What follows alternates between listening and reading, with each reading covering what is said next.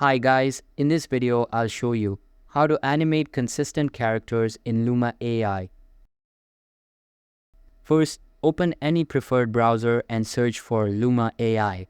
After that, open the official Luma AI website and make sure to sign into your account. After signing in, you will be redirected to the Luma AI homepage. Here, click on the Try Now button at the top right corner and all of your recent video generations will be displayed. Now, click on the image uploading icon and select your starting image.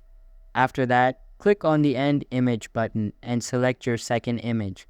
By the way, you can use AI image generation models like Midjourney or Leonardo AI to get consistent characters. Once you've uploaded the images, then just uncheck the Enhance Prompt feature and click on Generate. After that, wait for it to complete, as it all depends on your internet connection. Once the video is generated, you can hover your cursor over it and get a preview. This will give you an idea of how your consistent characters will look in the final animation. So that's all for this video. If this video was helpful, don't forget to subscribe and hit the like button. Thanks.